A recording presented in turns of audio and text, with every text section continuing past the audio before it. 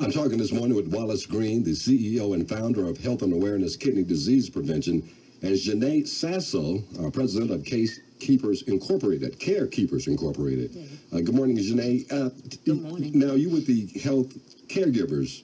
Yes, yes. Okay, and there's a observance coming up in March.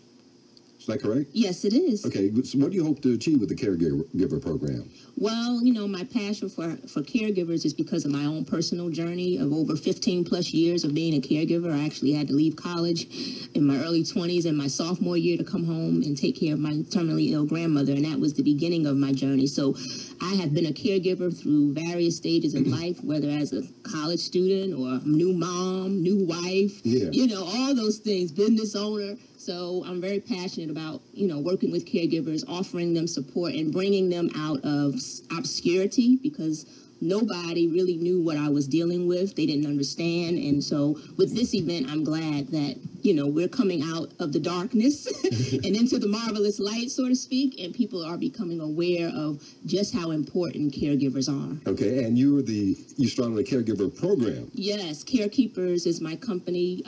We actually do everything to support caregivers. So whereas home care and home health agencies focus on the needs of the patient, our company actually focuses on the needs of the caregivers, helping them to perform practical tasks that they'll have to deal with on a weekly and daily basis, you know, running those errands, doing that laundry, you know, light housekeeping, preparing meals for them and their families and their loved ones. All those things that I found very difficult to maintain without the help of someone else. And so that's what Carekeepers is all about. What inspired you to do this? My personal experience. I had two older women in my life that without them, I probably would not be sitting here talking to you in my right mind anyway. It is well known that most caregivers, after they finished their journey of caring, they're usually, their bodies are broken down, their emotions are broken down, you know, depression and isolation really takes its toll on you, because nobody really understands what you're dealing with and the pressure of taking care of someone that has a chronic sickness or disease. And so because of those two women, I figured, oh, now I have an opportunity to give back to caregivers, and this would be a great way to be able to do that. Now tell us about the ceremony. When and where?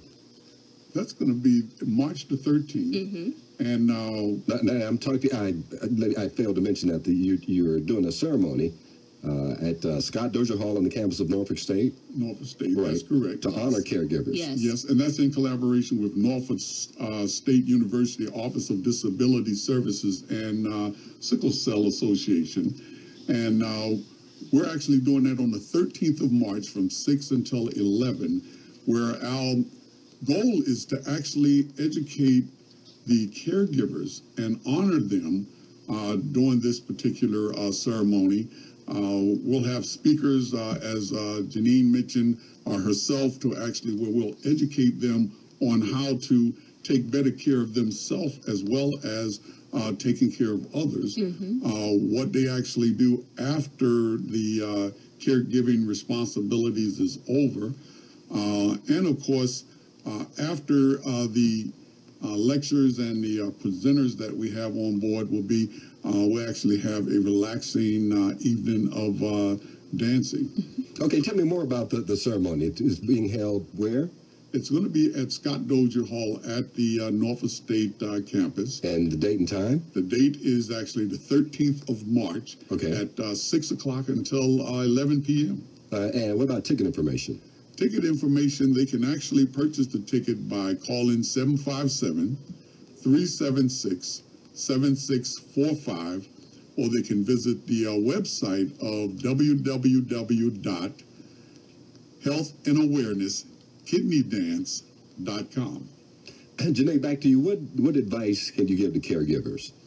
The best gift you can give to your loved one is to take care of yourself. And I think we often lose sight of that as caregivers, because we are so into preserving the quality of life for our loved ones and making sure that they're here with us for the long haul. And unfortunately, our health and physical and emotional health begins to deteriorate because we are so focused on our loved ones. So if you really want to be there for your loved one, taking care of you is the best thing that you can do. I applaud and appreciate your journey. I think it's commendable, admirable of you, to take care of your grandmother at such an early age, to drop out of college, had to leave college to go to do that. And I've got a mother who's aging. I think about that. And I've got a friend whose fiance is a caregiver. What's a day like for a caregiver? Are caregivers nurses / no? Just Yes. what exactly is there? Are you certified? Are there certified caregivers? Or how does that work? Well, there are what they call professional caregivers. Those Okay. are your doctors, your nurses, those that do this for a living. But then there are the family caregivers who, like myself, are not paid. I actually lose money to take care of my loved one because I had to forfeit my college education, which meant I forfeit certain job opportunities. So family caregivers are individuals that are not paid for the care that they provide. And the real thing is that they are there when the nurses and the doctors get to go home. Okay. So we are there in the wee hours of the morning, going back and forth to the emergency room, taking them to the doctor's appointments, making sure they eat well, medication management. So yes, we are people that wear many different hats. Yeah, I imagine you'd have to educate yourself on a lot of I mean, now, today there's more programming available for educating caregivers, but when I started my journey, there wasn't any. I was probably the only one on my block at that time who was in that role of caregiver, but now there are multiple people, people on your job, in your house of worship, your neighbors, more and more people, because Hampton Roads has a huge, what they call age wave that we are into. It's here. So there is an increased population of aging adults that are going to need additional care. And that's not even to say even people with kidney awareness, with kidney disease, because you don't have to be older to do that, or children that have special needs. I mean, caregivers fulfill a multiple roles. Wallace, you wanted to make a point? And this is the exact reason why Health and Awareness has actually formed the caregiving event that we did. It was to actually go out and reach to those individuals, the mother, the father, the sister, the brothers, the neighbors. I experienced that at a point to whereas when I was unable to cut my grass, to whereas my neighbor was actually I considered a caregiver, because for that year that I was unable to take care of my lawn and do those little chores that people would take for granted, I called anyone that actually helps someone out a caregiver, and those are the individuals we want to actually honor on March the 13th. We like to have those individuals come out because those are the special ones and that actually does things that people overlook. I'm talking this morning with Wallace Green, the CEO and founder of Health and Awareness Kidney Disease Prevention. Also, Jaynee Sasso, president of Carekeepers Incorporated. We're talking about the caregiver ceremony that will be held in March at Scott Dozier Hall on the campus of Norfolk State University. Who's invited to attend? Everyone's invited. This is open to the public. And of course, you don't have to be a caregiver to actually come out, because the need for a caregiver or to actually take care of a loved one is something that we never planned for. No, it is not. It happens, instant. Look at our military guys that leave, come back with a need of caregivers. An accident, serious illness, these things actually hit you overnight. And by attending this event, they'll actually have the opportunity to find out where to go, who to reach, what programs are available.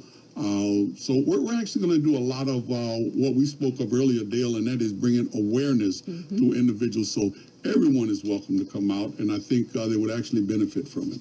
So, Jaynee, you mentioned earlier that nowadays the folks can get certification and be certified to be professional caregivers.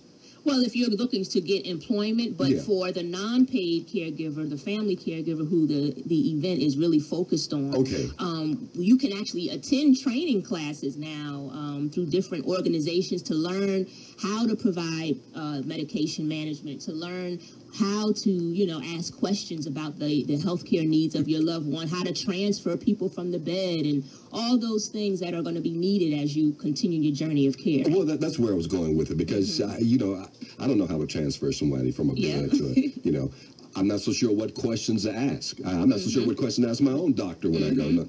So there is training or help is available for. Oh, yeah, definitely. More so now than ever. And to prevent the burnout. Yeah, and prevent stress and burnout. You know, I went through season of stress and burnout. You know, I've taken care of my grandmother, but that was just the beginning. I had special needs niece.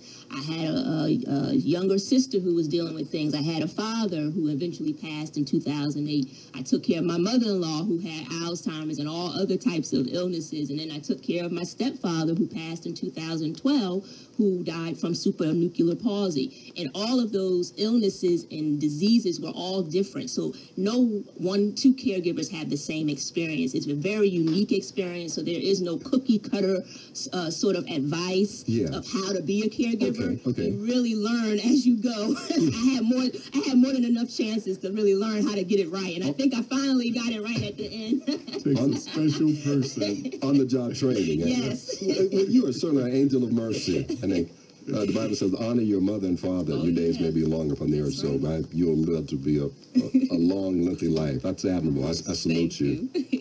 So once again, my guests this morning are Mr. Wallace Green, CEO and founder of Health and Awareness Kidney Disease Prevention. Also, Jaynee Sasso, Angel of Mercy, president of Carekeepers Incorporated. Don't forget about the Carekeepers Awareness celebration. What's that date and time again? That's March the 13th, 6 o'clock until 11 o'clock. Everyone's welcome. Come on down. As I mentioned earlier, you never know when you'll need a caregiver, but of course, at some point in our life, we all do. You're all invited to come down. And of course, bring your dancing shoes, because health and awareness, we don't walk or run to raise funds. We dance. And for ticket information, or just to make a contribution, you can.